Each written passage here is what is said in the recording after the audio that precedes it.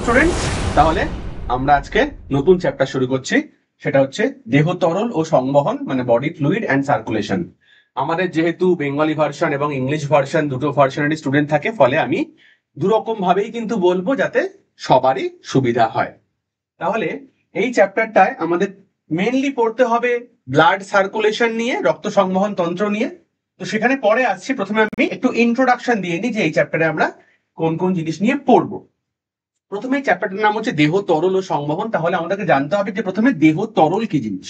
আমাদের দেহে যে কোনো লিকুইড বা তরল যে পাওয়া যায়, সেটা কোষের ভেতরে হোক বা কোষের বাইরে হোক, পুরোটাকেই আমরা বলবো হচ্ছে দেহ তরল বা বডি ফ্লুইড। এবার কোষের মধ্যে যদি দেহ তরল পাওয়া যায়, তাকে আমরা বলি হচ্ছে অন্তঃকোষীয় তরল বা ইন্ট্রাসেলুলার ফ্লুইড।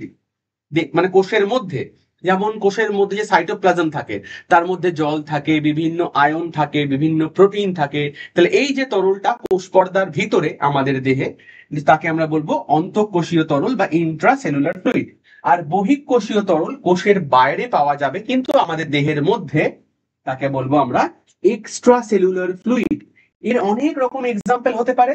সব থেকে যদি গুরুত্বপূর্ণ বলি আমরা, তাহলে সেটা অবশ্যই রক্ত বা ব্লাড, তাই তো।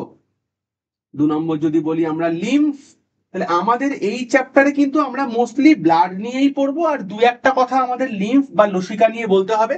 তাহলে রক্ত আর লসিকা এগুলো কিন্তু বহিঃকোষীয় তরল বা এক্সট্রা সেলুলার ফ্লুইডের মধ্যে পড়ে। এছাড়াও আমাদের দেহে আরো অনেক রকমের বহিঃকোষীয় তরল হতে পারে। যদি আমি বলি সেরিব্রোস্পাইনাল ফ্লুইড বা সিএসএফ, সেরিব্রোস্পাইনাল ফ্লুইড, তাই না, আমাদের যে মস্তিষ্কের যে নিলয় বা ভেন্ট্রিকল, ব্রেনের যে ভেন্ট্রিকল, তার মধ্যে থাকে আমাদের স্পাইনাল, আমাদের যে সুষুম্না কাণ্ড, তার মধ্যে থাকে। তারপর যদি আমরা বলি আমাদের সাইনোভিয়াল তরল, সাইনোভিয়াল তরল বা সাইনোভিয়াল ফ্লুইড, কোথায় থাকে সাইনোভিয়াল ফ্লুইড? আমাদের জয়েন্টে, দুটো অস্থির মাঝখানের যে জয়েন্ট, এই যে মুভেবল জয়েন্ট, যাকে সাইনোভিয়াল জয়েন্ট বলা হয়, সেই সাইনোভিয়াল জয়েন্টেও কিন্তু এক ধরনের ফ্লুইড থাকে, যার নাম সাইনোভিয়াল ফ্লুইড। আমরা ক্লাস 10-এ চোখ পড়ে এসেছি, তখন চোখের মধ্যে কিন্তু আমরা দেখেছি ইন্ট্রা অকিউলার ফ্লুইড থাকে। ইন্ট্রা অকিউলার ফ্লুইড থাকে চোখের মধ্যে। অ্যাকুয়াস হিউমার, ভিট্রিয়াস হিউমার, নামগুলো মনে পড়ছে? তাহলে অ্যাকুয়াস হিউমার, ভিট্রিয়াস হিউমার, এই ফ্লুইড গুলো কিন্তু কোষের বাইরে থাকে, তাই তাকে আমরা বলবো এক্সট্রা সেলুলার ফ্লুইডের এক্সাম্পল। তাহলে এর মধ্যে কি কি পড়বে? অ্যাকুয়াস হিউমার, ভিট্রিয়াস হিউমার, আমি আর লিখলাম না। এছাড়াও আমরা বলতেই পারি আমাদের যে ঘাম বা সোয়েট, আমাদের যে ঘাম বা সোয়েট, তাই না, যে ঘর্ম নিঃসৃত হয়, সেটাও কিন্তু এক্সট্রা সেলুলার ফ্লুইড। আমাদের যে অশ্রু বা সোয়েট, আমাদের যে অশ্রু বা যে আমাদের টিয়ার, তাই না, চোখের জল, সেই অশ্রুও কিন্তু বহিঃকোষীয় তরলের মধ্যেই পড়বে। তো বহিঃকোষীয় তরলের অনেক এক্সাম্পল হতে পারে, কিন্তু আমাদের এই চ্যাপ্টারে কিন্তু খুব ভালো করে ডিটেইলে পড়তে হবে ব্লাড বা রক্ত নিয়ে। তাহলে আমি সরাসরি চলে যাচ্ছি মানুষের রক্তে। ওকে, তাহলে রক্ত, তার সংজ্ঞা কি হওয়া উচিত? রক্ত নিয়ে আমরা ক্লাস 9-এও পড়েছি, আমরা আর একটু বেশি পড়বো ক্লাস 11-এ। ভ্রূণজ মেসোডার্ম থেকে উৎপন্ন অস্বচ্ছ লবণাক্ত সামান্য ক্ষারধর্মী যে বিশেষ তরল যোগ কলা প্রাণীদেহে বিভিন্ন গুরুত্বপূর্ণ বস্তুর পরিবহনে সাহায্য করে, তাকে রক্ত বলে। আমি ইংলিশ ভার্সনেও আসছি, প্রথমে বেঙ্গলি ভার্সনটা এক্সপ্লেন করে দিই। ভ্রূণজ মেসোডার্ম মানে এমব্রায়োনিক মেসোডার্ম। আমরা হচ্ছে ট্রিপ্লোপ্লাস্টিক প্রাণী। আমাদের এমব্রায়োনিক ডেভেলপমেন্টের সময়, আমাদের ভ্রূণের যখন বৃদ্ধি হয় বা ডেভেলপমেন্ট হয়, তখন কিন্তু 3টে লেয়ার তৈরি হয়, একটোডার্ম, এন্ডোডার্ম এবং তাদের মাঝখানে মেসোডার্ম। তো এই মেসোডার্ম থেকে কিন্তু রক্ত উৎপন্ন হয়। রক্ত হচ্ছে অস্বচ্ছ, লবণাক্ত, স্লাইটলি স্যালাইন। কেন লবণাক্ত? কারণ এর মধ্যে কিন্তু প্রচুর পরিমাণে সোডিয়াম ক্লোরাইড থাকে। যখন আমাদের মুখে বা জিভে যখন কামড় পড়ে, যখন রক্ত বেরোয়, রক্তের স্বাদ কিন্তু আমরা প্রত্যেকেই পেয়েছি লবণাক্ত, সল্টি, তাই না। সামান্য ক্ষারধর্মী, রক্তের পিএইচ আমরা এর পরেই আসছি, 7.4। সামান্য ক্ষারধর্মী, বিশেষ মানে স্পেশালাইজড তরল যোগ কলা, লিকুইড কানেকটিভ টিস্যু। কেন রক্তকে তরল যোগ কলা বলা হয় বা লিকুইড কানেকটিভ টিস্যু বলা হয়, এই প্রশ্ন কিন্তু পরীক্ষায় আসতে পারে। তার উত্তর কেরম ভাবে লিখতে হবে আমি বলে দিচ্ছি। প্রাণীদেহে বিভিন্ন গুরুত্বপূর্ণ বস্তুর পরিবহনে সাহায্য করে। বিভিন্ন বস্তুর পরিবহন করবে কোন কোন বস্তু? আমরা যে খাবার খাই, আমাদের পৌষ্টিকতন্ত্রে খাদ্যের যে পাচন হয়, সেই পাচিত খাদ্যের যে শোষণ হয়, সেই শোষিত খাদ্য কিন্তু রক্তের মাধ্যমেই আমাদের প্রত্যেকটা কলাকোষে গিয়ে পৌঁছয়। আমাদের দেহের প্রত্যেকটা কোষের যে অক্সিজেন প্রয়োজন, এটাও কিন্তু রক্তের মাধ্যমেই আমাদের প্রত্যেকটা কোষে গিয়ে পৌঁছয়। কোষ থেকে যে কার্বন ডাই অক্সাইডকে বের করতে হবে, সেই কার্বন ডাই অক্সাইডও কিন্তু রক্তের মাধ্যমেই বাহিত হয়ে আমাদের লাঙে এসে ফুসফুসে এসে দেহের বাইরে নির্গত হয়। আমাদের প্রত্যেকটা কোষে বিপাকজাত ক্রিয়া সবসময় চলছে, মেটাবলিজম চলছে, তার ফলে বিভিন্ন রেচন বস্তু উৎপন্ন হচ্ছে। সেই রেচন বস্তুও কিন্তু আমাদের কলাকোষ থেকে যে রেচন অঙ্গ বা বৃক্কে কিন্তু পরিবাহিত হয় এই রক্তের মাধ্যমেই। তাহলে দেহের বিভিন্ন গুরুত্বপূর্ণ বস্তুর পরিবহনেও কিন্তু রক্ত সাহায্য করে। ওকে, তাহলে blood is an opaque, opaque মানে কি বললাম আমি, অস্বচ্ছ, সল্টি মানে লবণাক্ত, স্লাইটলি অ্যালকালাইন সামান্য ক্ষারধর্মী, special connective tissue, originated from the embryonic mesoderm, ভ্রূণের মেসোডার্ম থেকে উৎপন্ন হয়, that helps in the transport of various important substances in the animal body, প্রাণী দেহে বিভিন্ন বস্তুর পরিবহনে সাহায্য করে। তাহলে আমাদের দেহে প্রধানত পরিবহনের মাধ্যম বা ট্রান্সপোর্টের যে রুট, সেটা হচ্ছে ব্লাড। উদ্ভিদ দেহে পরিবহনের মাধ্যম কি? উদ্ভিদ দেহেও তো বিভিন্ন বস্তুর পরিবহনের প্রয়োজন, উদ্ভিদ দেহে কিন্তু পরিবহনের মাধ্যম রূপে কাজ করে জল। ক্লিয়ার? এবার যেটা আমি বললাম যে রক্তকে যে তরল যোগ কলা বলা হয় কেন, এই প্রশ্নে যদি পরীক্ষায় আসে তার উত্তর আমরা কিরম ভাবে লিখবো? প্রথমে আমাদের লিখতে হবে যে রক্তকে যোগ কলা বলা হয় কেন, তারপর কেন তরল যোগ কলা বলা হয় সেটা আমরা লিখবো। যোগ কলার বৈশিষ্ট্য মনে করি আমরা। যোগ কলা কখন বলা হয়? যোগ কলা হওয়ার জন্য প্রথম ক্রাইটেরিয়া হচ্ছে যোগ কলা উৎপন্ন হয় ভ্রূণের মেসোডার্ম থেকে, ঠিক তো? যোগ কলায় কোষীয় উপাদানের তুলনায় ধাত্রের পরিমাণ বেশি। 3 নম্বর কি হয়? যোগ কলা দেহের বিভিন্ন অঙ্গতন্ত্রের মধ্যে সমন্বয় সাধন করে। তাহলে রক্তকে তরল যোগ কলা বলা হয় কেন, এই কোয়েশ্চেন এলে তার উত্তর আমরা এরকম ভাবে লিখবো। ধরো আমরা লিখলাম অ্যান্সার, আমরা প্রথমে পার্থক্য লেখার মতো একটা দাগ টেনে নেব।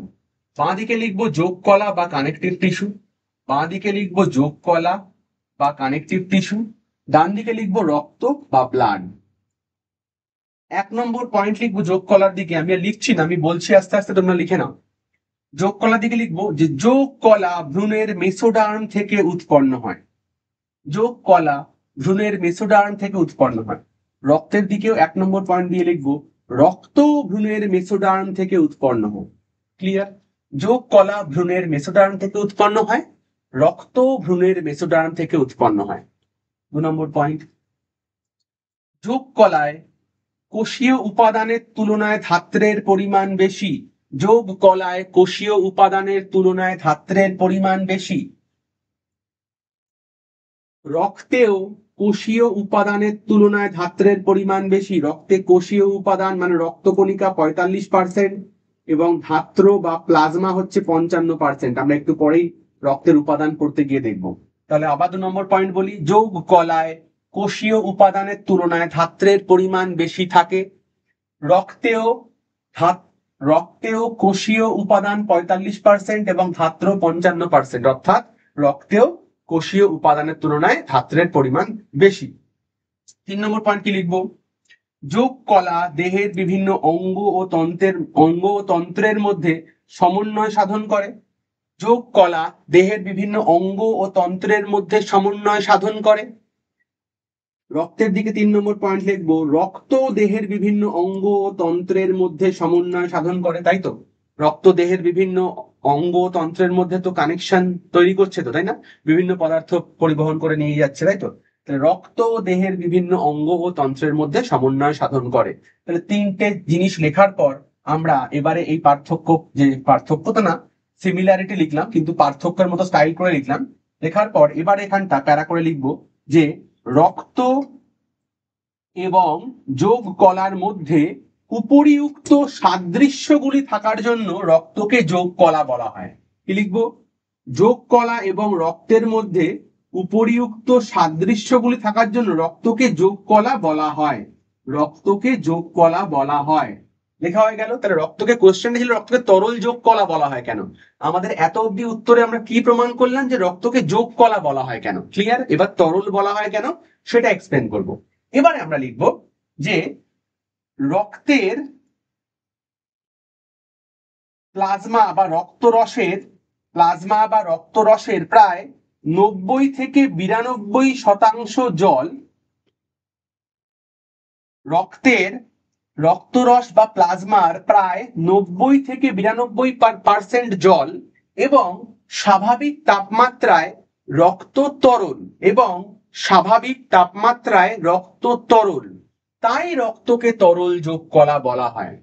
ক্লিয়ার? তাহলে প্রথমে তিনটে সাদৃশ্য লিখলাম। রক্ত এবং যোগ কলার উপরিউক্ত সাদৃশ্যগুলি থাকার জন্য রক্তকে যোগ কলা বলা হয়। কোশ্চেন চেয়েছে রক্তকে তরল যোগ কলা কেন বলা হয়।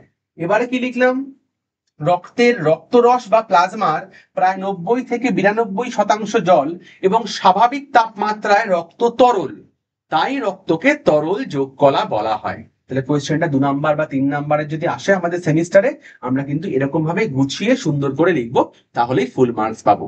ক্লিয়ার? এগোই তাহলে আমি। এবার তাহলে আমি দেখবো যে রক্তের কয়েকটা বৈশিষ্ট্য, অবশ্যই মানুষের রক্তের, আমরা কিন্তু এই চ্যাপ্টারটা পড়ছি মানুষ নিয়ে, তাই না? হিউম্যান ফিজিওলজি এই ইউনিটের মধ্যে কিন্তু এই চ্যাপ্টারটা। তাহলে রক্তের যে বৈশিষ্ট্যগুলো তার বেশিরভাগ কিন্তু আমরা রক্তের যে সংজ্ঞা বা রক্ত কাকে বলে ওখানেই কিন্তু দেখে নিয়েছি। তাও একবার আমরা পয়েন্ট করে দেখে নিই। প্রথম হচ্ছে মানুষের রক্ত সামান্য ক্ষারীয় প্রকৃতির। আমি একটু আগেই বললাম যে মানুষের রক্তের অ্যাভারেজ পিএইচ প্রায় 7.4, তাই তো? 7 মানে নিউট্রাল, 7 এর কম হলে অ্যাসিডিক, 7 এর বেশি হলে বেসিক বা ক্ষারীয়। তাহলে মানুষের রক্ত কিন্তু সামান্য ক্ষারীয়। Human blood is slightly alkaline. 2 নম্বর, রক্ত হলো তরল যোগ কলা এবং এর এক্সপ্লানেশন আমরা পড়েই ফেলেছি। তাহলে রক্ত এক ধরনের ফ্লুইড কানেকটিভ টিস্যু। 3 নম্বর পয়েন্ট, রক্তে সোডিয়াম ক্লোরাইড থাকার জন্য রক্ত কিন্তু লবণাক্ত হয়, যেটা রক্তের স্বাদ নিয়ে বললাম যে রক্ত কিন্তু লবণাক্ত। Okay, saline, blood is saline in nature due to presence of high level of sodium chloride. 4 নম্বর পয়েন্ট, লোহিত রক্তকণিকা বা রেড ব্লাড কর্পাসেল বা আরবিসির মধ্যে কিন্তু হিমোগ্লোবিন নামক লৌহ ঘটিত শ্বাসরঞ্জক থাকে। যখন আমি রক্ত কণিকা নিয়ে পড়বো এরপরে, পরের ভিডিওতে রক্ত কণিকায় যখন যাব, আমরা এই ভিডিওতে রক্ত রস অব্দি পড়বো, রক্ত কণিকায় আমরা পরের ভিডিওতে আসছি। তাহলে এই রক্ত কণিকার মধ্যে 3 রকম রক্ত কণিকা থাকে, লোহিত রক্ত কণিকা, শ্বেত রক্ত কণিকা এবং অনুচক্রিকা। তার যে লোহিত রক্ত কণিকা বা রেড ব্লাড কর্পাসেল, তার মধ্যে হিমোগ্লোবিন নামক এক ধরনের লৌহ ঘটিত আয়রন কন্টেইনিং এক ধরনের কিন্তু পিগমেন্ট থাকে, শ্বাস রঞ্জক। এর জন্য কিন্তু রক্তটা লাল বর্ণের দেখায়। তো রক্তের বর্ণ লাল আমরা জানি। Clear? The blood is red in color due to the presence of an iron containing pigment hemoglobin in RBC, red blood corpuscle. ওকে, তাহলে এগুলো হচ্ছে মানুষের রক্তের বৈশিষ্ট্য। এগোই তাহলে। এবারে আমরা দেখবো মানুষের রক্তের উপাদান। আমি প্রথমেই বললাম রক্ত হচ্ছে যোগ কলা। যোগ কলা হওয়ার মানে একটা মোস্ট ইম্পর্টেন্ট ক্রাইটেরিয়া কি, যে তার মধ্যে সেলুলার কম্পোনেন্টের তুলনায় কিন্তু প্লাজমার অ্যামাউন্টটা বেশি হবে। তার মানে কোষীয় উপাদানের তুলনায় প্লাজমার পরিমাণ বেশি হবে। আমরা ব্লাডের এবার কম্পোনেন্ট দেখি, ব্লাডের মধ্যে কিন্তু প্লাজমার পরিমাণ প্রায় 55%, কোষীয় উপাদানের পরিমাণ 45%। তাহলে কম্পোজিশন অফ ব্লাড, এখানে আমরা মানব রক্ত নিয়েই কথা বলবো। তার রক্ত রস বা প্লাজমা কিন্তু 55%, তার রক্ত রস বা প্লাজমা কিন্তু 55%, এবং রক্ত কণিকা যাকে বলা হয় কর্পাসেল, ব্লাড সেলকে বলা হয় কর্পাসেল, ব্লাড কর্পাসেল, সেটা কিন্তু 45%। তাহলে রক্ত কোষের পরিমাণ 45% আর রক্ত রস বা প্লাজমার পরিমাণ 55%। তাহলে এটা কিন্তু একটা যোগ কলার প্রধান বৈশিষ্ট্যের মধ্যে একটা বৈশিষ্ট্য। এবার প্লাজমার মধ্যে আমরা কোন কোন জিনিস পাবো, আমি আগের যে কোয়েশ্চেনটার আমি অ্যান্সার বললাম যে রক্তকে তরল যোগ কলা বলা হয় কেন, সেখানে আমি স্পষ্ট করে বললাম যে রক্তরস বা প্লাজমার মধ্যে কিন্তু প্রায় 90 থেকে 92%, কোনো কোনো বইতে 91 থেকে 92 লেখে, তো আমি এখানে 91 থেকে 92% লেখা আছে, তোমরা 90 থেকে 92% লিখতে পারো, মোটেই ভুল নয়। তাহলে প্রায় 90 থেকে 92% জল। আর কি পাবো প্লাজমার মধ্যে, কি প্লাজমাকে যদি আমি 100% ধরি, তার মধ্যে মানে এই 55%-এর 90 থেকে 92%, সেটা যত হবে ব্লাডের মধ্যে ততটাই, ঠিক আছে। কঠিন পদার্থ বা সলিড, সলিড 8 থেকে 9% এবং গ্যাসীয় মানে গ্যাসিয়াস সাবস্টেন্স 1 থেকে 2%। রক্তের মধ্যে বা রক্ত রসের মধ্যে গ্যাসীয় পদার্থ কি কি থাকতে পারে, অক্সিজেন, কার্বন ডাই অক্সাইড এবং নাইট্রোজেন। চলে আসি কঠিন পদার্থের মধ্যে। কঠিনের মধ্যে আবার অর্গ্যানিক সাবস্টেন্স, জৈব পদার্থ বা অর্গ্যানিক সাবস্টেন্স, এবং অজৈব পদার্থ বা ইনঅর্গ্যানিক সাবস্টেন্স। ইনঅর্গ্যানিক সাবস্টেন্স কি কি হতে পারে, ইনঅর্গ্যানিক সাবস্টেন্স কি কি হতে পারে, অবশ্যই হতেই পারে ক্যালসিয়াম আয়ন, তাই না, ম্যাগনেসিয়াম, ম্যাঙ্গানিজ, তাই তো, হতেই পারে বাইকার্বনেট, ঠিক আছে। এরকম অজৈব পদার্থ অনেক রকমের কিন্তু রক্তরসের মধ্যে থাকতে পারে। চলে আসি জৈব পদার্থ, এটা সব থেকে গুরুত্বপূর্ণ। রক্তরসের মধ্যে জৈব পদার্থগুলো কিন্তু খুব গুরুত্বপূর্ণ, এদের ফাংশনও আমাদের ভালো করে পড়তে হবে। জৈব পদার্থের মধ্যে প্রথমটা হচ্ছে প্লাজমা প্রোটিন। প্লাজমার মধ্যে যে প্রোটিন গুলো থাকে তাকে বলা হয় প্লাজমা প্রোটিন। চারটে প্লাজমা প্রোটিনের নাম এবং তাদের কাজ পরীক্ষার জন্য খুব গুরুত্বপূর্ণ। চারটে প্লাজমা প্রোটিন কি কি? Prothrombin, fibrinogen, albumin, globulin. চারটে নাম মুখস্থ করতেই হবে এবং চারটের কিন্তু ফাংশনও আমাদের পড়তে হবে। তাহলে রক্তের প্লাজমাতে উপস্থিত চারটে প্লাজমা প্রোটিনের নাম লেখো, পরীক্ষাতে আসতেই পারে, চারটে মনে রাখলেই যথেষ্ট, হয়তো অনেক, চারটে আমাদের জন্য গুরুত্বপূর্ণ। Prothrombin, fibrinogen, albumin, globulin. তাহলে এগুলো হচ্ছে প্লাজমা প্রোটিন, যেটা প্লাজমার মধ্যে অবস্থিত। 2 নম্বর হচ্ছে এনপিএন পদার্থ। এনপিএন পদার্থ মানে নন প্রোটিন নাইট্রোজেনাস সাবস্টেন্স, মানে প্রোটিন নয় কিন্তু তার গঠনে আমরা নাইট্রোজেন পাবো। এর মধ্যে কি কি হতে পারে? Ammonia, urea, uric acid, creatine, আরো অনেক কিছু হতে পারে। এই 3-4টে এক্সাম্পল মনে রাখলেই আমাদের লেভেলে sufficient. Ammonia, urea, uric acid, creatinine হয়েছে। তাহলে প্লাজমার মধ্যে, জৈব পদার্থের মধ্যে প্লাজমা প্রোটিন হয়ে গেল। নন প্রোটিন নাইট্রোজেন যুক্ত পদার্থ বা নন প্রোটিন নাইট্রোজেনাস সাবস্টেন্স হয়ে গেল। নেক্সট, অন্যান্য পদার্থ, মানে এই ক্যাটাগরির পদার্থগুলো বাদ দিয়ে আর কোন কোন জিনিস আমরা প্লাজমার মধ্যে পেতে পারি? আর আমরা পেতে পারি শর্করা। রক্তের প্লাজমায় তো শর্করা থাকেই, তাই না? গ্লুকোজ থাকে না, কার্বোহাইড্রেট তো থাকে। থাকে স্নেহ পদার্থ, থাকতেই পারে এনজাইম। তাহলে প্লাজমার মধ্যেও কিন্তু এনজাইম থাকতে পারে, প্রোটিয়েজ, লাইপেজ, এই ধরনের কিন্তু এনজাইম থাকতেই পারে। কিন্তু জেনারেলি প্লাজমায় যে এনজাইমস গুলো থাকে তারা কিন্তু নিষ্ক্রিয় অবস্থায় থাকে, ইনঅ্যাক্টিভেটেড বা প্রিকারসর অবস্থায় থাকে, মানে এখনো সক্রিয় হয়নি। হরমোন তো থাকবেই, আমাদের দেহের যত অন্তঃক্ষরা গ্রন্থি তারা যত রকমের হরমোন ক্ষরণ করে, সেই হরমোন তো ক্ষরিত হয় অন্তঃক্ষরা গ্রন্থি থেকে। অন্তঃক্ষরা গ্রন্থি মানে যে গ্রন্থির কোনো ক্ষরণ নালী নেই। তাহলে ক্ষরণ নালী না থাকার ফলে সেই গ্রন্থির ক্ষরিত পদার্থ কিন্তু সরাসরি রক্তে গিয়ে মেশে এবং রক্তরস বা প্লাজমার মাধ্যমেই কিন্তু আমাদের সারা দেহে পরিবাহিত হয়। তাহলে আমাদের দেহে যত হরমোন ক্ষরিত হয় সেই সব হরমোন কিন্তু আমরা রক্তরসের মধ্যে বা প্লাজমার মধ্যে অবশ্যই পাবো। ভিটামিন পাবো, তাই না? খাদ্যের মাধ্যমে যে ভিটামিন আমরা গ্রহণ করি বা কোনো ভিটামিন যদি আমাদের দেহে সংশ্লেষিত হয়, সেই ভিটামিন কিন্তু রক্তরস বা প্লাজমার মধ্যে দিয়েই পরিবাহিত হবে। আর বলছে রঞ্জক পদার্থ, প্লাজমার মধ্যে রঞ্জক পদার্থও পাওয়া যায়। হ্যাঁ, একটা রঞ্জক পদার্থের নাম তো আমরা জানলাম, হিমোগ্লোবিন। কোথায় থাকে হিমোগ্লোবিন? থাকে কিন্তু লোহিত রক্তকণিকার মধ্যে। আমরা এখন তো রক্তকণিকা নিয়ে কথা বলছি না, আমরা কথা বলছি রক্তরস নিয়ে। তাহলে রক্তরসের মধ্যেও কি হিমোগ্লোবিন থাকে? না, রক্তরসে কিন্তু আমাদের ক্ষেত্রে হিমোগ্লোবিন থাকবে না। আমাদের ক্ষেত্রে হিমোগ্লোবিন থাকবে লোহিত রক্তকণিকার সাইটোপ্লাজমে, তার মানে লোহিত রক্তকণিকার ভেতরে। রক্তরসে হিমোগ্লোবিন পাওয়া যায় কিন্তু অ্যানিলিডা পর্বভুক্ত প্রাণীদের। আমরা এখন সেটা নিয়ে পড়ছি না। ফলে এখন কিন্তু এই রঞ্জক পদার্থ বলতে মোটেই আমরা হিমোগ্লোবিনকে মিন করছি না, কারণ আমরা এখন পড়ছি মানব রক্ত। তাহলে মানব রক্ত, মানুষের রক্তের রক্তরস বা প্লাজমায় কোন রঞ্জক পদার্থ থাকে? থাকে বিলিরুবিন এবং বিলিভার্ডিন। আরো অনেক থাকতে পারে, মেনলি বিলিরুবিন এবং বিলিভার্ডিন। এবং বিলিরুবিন বিলিভার্ডিনটা উৎপন্ন হয় কি থেকে? যখন লোহিত রক্তকণিকা ধ্বংস হয়ে যায়, যখন হিমোগ্লোবিন ভেঙে যায়, ওই হিমোগ্লোবিন থেকেই কিন্তু আলটিমেটলি বিলিরুবিন বিলিভার্ডিন রঞ্জক তৈরি হয়। এবং সেই রঞ্জক থাকে বলেই কিন্তু রক্তরসটা খড়ের মতো বা স্ট্র কালার, স্লাইটলি ইয়েলোইশ কালারের হয় না, একটু হলুদ বর্ণের হয় না, সেই কালারটা কিন্তু বিলিরুবিন বিলিভার্ডিন রঞ্জকের জন্যই হয়। এবং এই রঞ্জকগুলোর কিন্তু আরো গুরুত্বপূর্ণ ভূমিকা আমাদের দেহে আছে। আমাদের যে মলমূত্রের বর্ণ কিন্তু গঠনে সাহায্য করে এই রঞ্জকগুলোই, বিলিরুবিন বিলিভার্ডিন। ক্লিয়ার? তাহলে আমাদের প্লাজমার দিকের কম্পোনেন্টটা বুঝে ফেলেছি। আমরা তাহলে রক্তকণিকার দিকে যাই।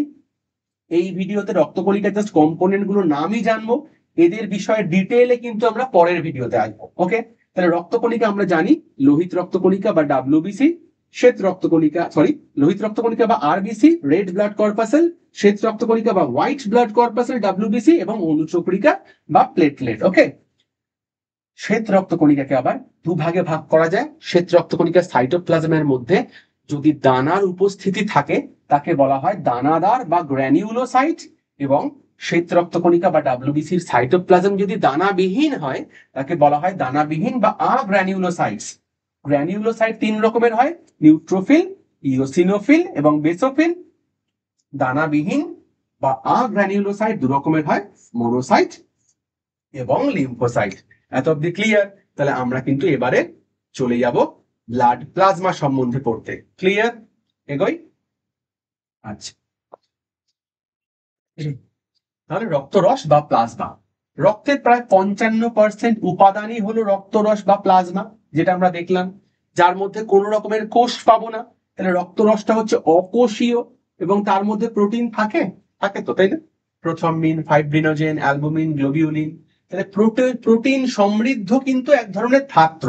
ওকে, এই ধাত্রের মধ্যেই কিন্তু লোহিত রক্তকণিকা, শ্বেত রক্তকণিকা, অনুচক্রিকা ভাসমান অবস্থায় থাকে। তাহলে প্লাজমা ইজ দি সেলুলার অকোষীয় protein containing matrix of blood which occupies 55% of the total blood volume। রক্তের প্রায় 55% কিন্তু অধিকার করে থাকে। রক্তরসের কালার কি? আমি একটু আগেই বললাম যে রক্তরস কিন্তু সামান্য হলুদ বর্ণের, খড়ের মতন, মানে স্ট্র কালার। কেন? কারণ রক্তের মধ্যে বিলিরুবিন, বিলিভার্ডিন ইত্যাদি রঞ্জক পদার্থ সামান্য মাত্রায় দ্রবীভূত অবস্থায় থাকে। Plasma is a straw coloured fluid. Straw মানে হচ্ছে খড়, straw coloured fluid. This is because plasma contains small amount of pigments such as bilirubin, biliverdin etcetera. Clear? এবার আমরা রক্তরসের যে উপাদানগুলো এক এক করে তাদের কাজ দেখব এবং তারপর অ্যাজ এ হোল রক্তরস বা প্লাজমা আমাদের দেহে কোন কাজ করে সেটা আমরা দেখব। ওকে, এগোই তাহলে। রক্তরসের উপাদান ও তাদের কাজ, components of plasma and their function. রক্তরসের প্রধান উপাদান বা সব থেকে বেশি পরিমাণ কি থাকে? জল থাকে, প্রায় 90 থেকে 92% বা 91 থেকে 92%। জল দেহকোষগুলিতে বিভিন্ন পুষ্টিদ্রব্য ক্ষুদ্রান্ত্রের ভিলাইয়ের মাধ্যমে যে খাদ্য শোষিত হলো, পাচিত খাদ্য শোষিত হলো, প্লাজমার মাধ্যমেই আমাদের প্রত্যেকটা কোষে যাচ্ছে। তাহলে পুষ্টিদ্রব্য ও দ্রবণীয় উপাদান পরিবাহিত করে এবং রক্তের চাপ ও পরিমাণ নিয়ন্ত্রণেও কিন্তু রক্তরস মধ্যস্থ জল বিশেষ ভূমিকা গ্রহণ করে। তাহলে আমরা যদি জল কম পরিমাণে খাই আমাদের রক্ত কিন্তু ঘন হয়ে যাবে, তাহলে রক্তের পরিমাণ কমে যাবে, তাই না? যদি কারোর কোনো অ্যাক্সিডেন্ট হয়, দেহ থেকে প্রচুর পরিমাণ রক্ত বেরিয়ে যায়, তখন কিন্তু বলা হয় বেশি পরিমাণ সঙ্গে সঙ্গে জল খাইয়ে দেওয়া হয়। কারণ জল যদি খাওয়া হয় সেই জল কিন্তু আলটিমেটলি শোষিত হয়ে আমাদের প্লাজমাতে গিয়েই মিশবে, ফলে কিন্তু রক্তের পরিমাণও সাময়িক হলেও একটু পরিমাণ হলেও বৃদ্ধি পাবে। এবং রক্তের পরিমাণ যদি কমে যায় তাহলে অবশ্যই রক্তচাপও কিন্তু কমে যায়। রক্তের পরিমাণ বৃদ্ধি পেলে রক্তচাপও বৃদ্ধি পায়। তাহলে জল কিন্তু রক্তের চাপ এবং রক্তের পরিমাণ নিয়ন্ত্রণেও কিন্তু একটা গুরুত্বপূর্ণ ভূমিকা পালন করে। ওকে, water acts as a solvent and transport different nutrients and other substances in dissolved state, দ্রবীভূত অবস্থায় পরিবহন করে।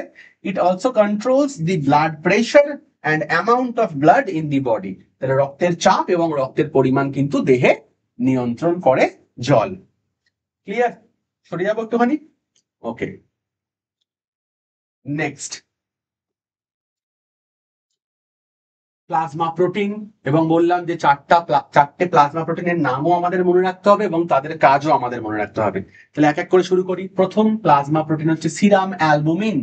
এই অ্যালবুমিন কিন্তু রক্তের অভিস্রবণ চাপ নিয়ন্ত্রণ করে, রক্তের যে অসমোটিক প্রেসার সেটা নিয়ন্ত্রণ করে।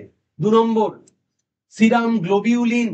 এই গ্লোবিউলিন থেকেই কিন্তু অ্যান্টিবডি উৎপন্ন হয়। অ্যান্টিবডি আমাদের দেহের রোগ প্রতিরোধ ক্ষমতা তৈরি করে। অ্যান্টিবডির অপর নাম হচ্ছে ইমিউনোগ্লোবিউলিন। কেন? কারণ অ্যান্টিবডি কিন্তু গামা গ্লোবিউলিন থেকে উৎপন্ন হয়, যেটা এক ধরনের সিরাম গ্লোবিউলিন। তাহলে এই গ্লোবিউলিন কিন্তু অ্যান্টিবডি সৃষ্টির সাহায্যে দেহের অনাক্রমতা বৃদ্ধি করে। It provides immunological protection by helping antibody formation. Clear?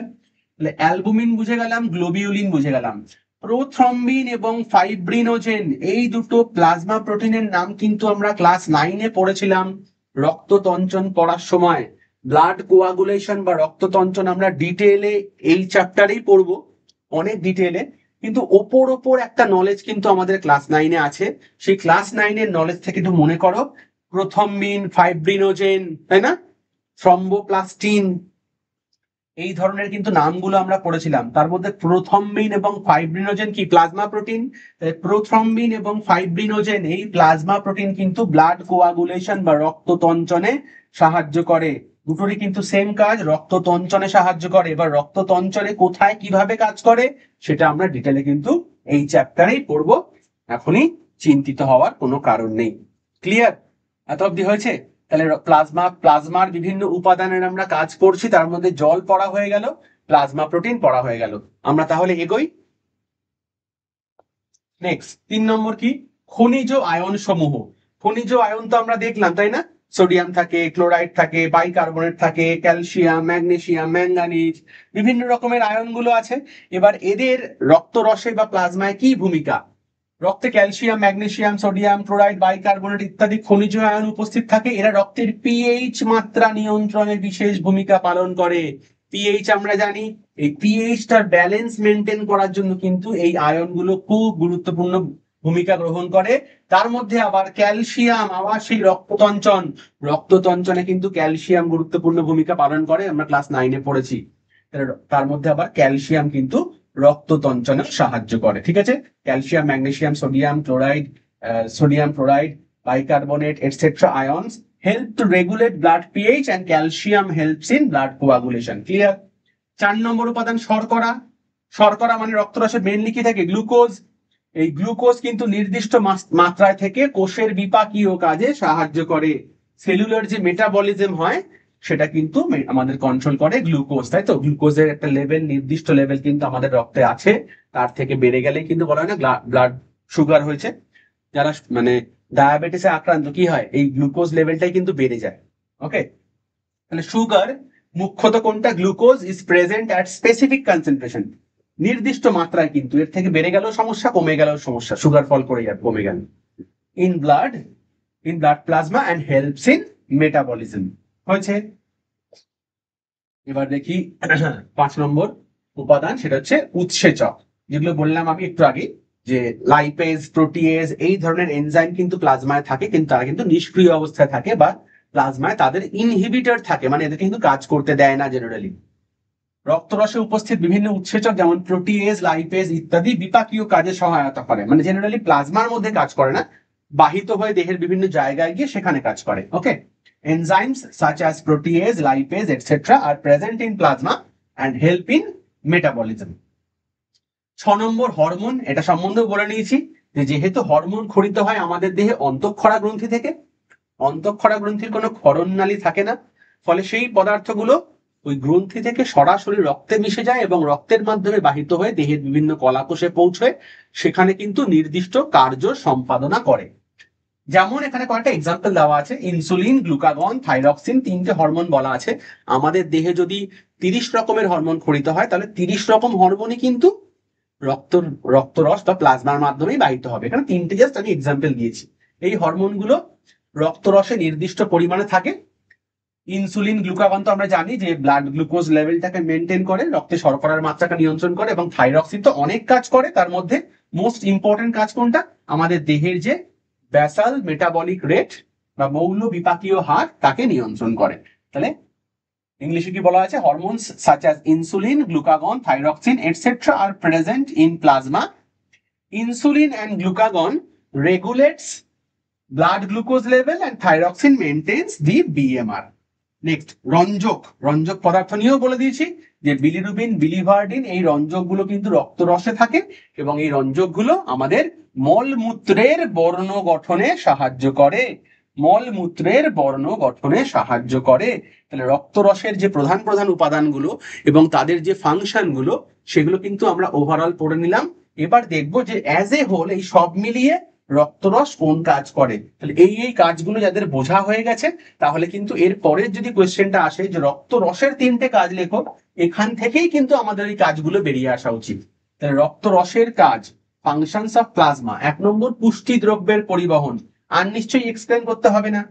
আমাদের কৌষ্টিক নালীতে খাদ্য পাচন হওয়ার পর ক্ষুদ্রান্ত্রের ভিলাইয়ের মাধ্যমে যে শোষিত হচ্ছে পাচিত খাবার, সেই পুষ্টি পদার্থ কিন্তু রক্তের রসের মাধ্যমেই আমাদের প্রত্যেকটা কলা কোষে গিয়ে পৌঁছয়। রেচন পদার্থ পরিবহন, আবার সেই একই জিনিস, প্রত্যেকটা কলা কোষে যে বিপাকীয় কার্য চলছে তার ফলে যে রেচন পদার্থগুলো উৎপন্ন হচ্ছে সেগুলো কিন্তু কলাকোষ থেকে বেরিয়ে এসে কোথায় মিশছে, রক্তের মধ্যে, এবং রক্তরস বা প্লাজমার মাধ্যমেই কিন্তু তারা চলে যাচ্ছে আমাদের নির্দিষ্ট রেচন অঙ্গে, প্রধানত কিডনিতে। অক্সিজেন কার্বন ডাই অক্সাইড পরিবহন মানে আমাদের যে শ্বাস বায়ু তার পরিবহন। আমরা যে প্রশ্বাসের মাধ্যমে এই যে প্রশ্বাস গ্রহণ করলাম, কি নিলাম, অক্সিজেন নিলাম, নিলাম তো অনেক গ্যাসই গেল, আলটিমেটলি আমাদের অ্যালভিওলাইতে গিয়ে কিন্তু অক্সিজেনটাই অ্যাবজর্ব হবে, এবং এই অক্সিজেনটা আমাদের যে প্রত্যেকটা কলা কোষে রক্তের মাধ্যমে পৌঁছয় তার প্রধান বলতেই পারি আমরা হিমোগ্লোবিন ক্যারি করে, কিন্তু কিছু অংশ কিন্তু প্লাজমার মধ্যে দ্রবীভূত অবস্থায়ও পরিবাহিত হয়। ওকে। আর কার্বন ডাই অক্সাইড যখন আমাদের দেহ কোষ থেকে ফুসফুসে ফিরে আসে রক্তের মাধ্যমে, সেটাও কিন্তু যেমন আহ আমাদের আরবিসির মাধ্যমে হিমোগ্লোবিনের মাধ্যমে আসে, তারপরে বাইকার্বনেট আয়নের মাধ্যমে আসে, কিছু পরিমাণ কিন্তু প্লাজমার মধ্যে দ্রবীভূত অবস্থাতেও পরিবাহিত হয়। তাহলে প্লাজমার মধ্যে যেহেতু অক্সিজেন কার্বন ডাই অক্সাইড দুজনেই দ্রবীভূত হতে পারে, ফলে অক্সিজেন এবং কার্বন ডাই অক্সাইডের কিছু পরিমাণ, অল্প পরিমাণ, সেই পরিমাণ কিন্তু শ্বাসবায়ুগুলো প্লাজমার মাধ্যমেই পরিবাহিত হয়। 4 নম্বর, অম্ল ও ক্ষারের সাম্যতা রক্ষা, অ্যাসিড বেস ব্যালেন্স মেনটেন। আমরা একটু আগেই দেখলাম যে রক্তরসের মধ্যে যে বিভিন্ন রকমের আয়ন আছে, এই আয়নগুলো কিন্তু আমাদের ব্লাডের যে অ্যাসিড বেস ব্যালেন্স সেটা মেনটেন করতে হেল্প করে। এরপরে আবার আমরা দেখবো যখন হিমোগ্লোবিন পড়বো, দেখবো হিমোগ্লোবিনও কিন্তু আমাদের দেহে বাফার হিসেবে কাজ করে অ্যাসিড বেস ব্যালেন্সটাকে মেনটেন করে। Next, দেহ তাপমাত্রা নিয়ন্ত্রণ, রেগুলেটস বডি টেম্পারেচার। এবারে এটা দেহ তাপমাত্রা নিয়ন্ত্রণ না বলে আরো ভালো হয় যদি বলা হয় দেহ তাপমাত্রার পরিবহন। মানে আমাদের দেহে যে কোর বডি টেম্পারেচার যে তাপমাত্রা, এটা কিন্তু সারা দেহে যে কি বলবো, সারা দেহে যে ইউনিফর্মলি এর ডিস্ট্রিবিউশন হয়, সারা দেহের যে সমান তাপমাত্রা বজায় থাকে, সেটা কিন্তু রক্তের মাধ্যমেই কিন্তু ছড়িয়ে পড়ে সারা দেহে এই তাপমাত্রাটা। তাই বলা হয়েছে দেহ তাপমাত্রা নিয়ন্ত্রণ। মেনলি আমাদের বডি টেম্পারেচারটা মেনটেন করে আমাদের হাইপোথ্যালামাস, কিন্তু দেহ তাপমাত্রাটাকে সব দিকে সমানভাবে ছড়িয়ে দিতে কিন্তু সাহায্য করে আমাদের ব্লাড প্লাজমা। নেক্সট, দেহ অনাক্রমতা বা বডি ইমিউনিটি। এটাও দেখলাম প্লাজমার মধ্যে যে প্লাজমা প্রোটিন থাকে গ্লোবিউলিন, সেই গ্লোবিউলিন প্রোটিন থেকে কিন্তু উৎপন্ন হয় ইমিউনোগ্লোবিউলিন বা অ্যান্টিবডি, যেটা আমাদের অনাক্রমতা বা ইমিউনিটি পাওয়ারকে কিন্তু বৃদ্ধি করতে সাহায্য করে। তাহলে প্লাজমার যদি বলা হয় ওভারঅল ফাংশন, তাহলে কিন্তু আমরা এই ফাংশন গুলো লিখে আসবো, আর প্লাজমার ইন্ডিভিজুয়াল উপাদান ধরে ধরে যদি ফাংশন বলা হয় সেগুলো তো আমরা আগে দেখেই এসেছি।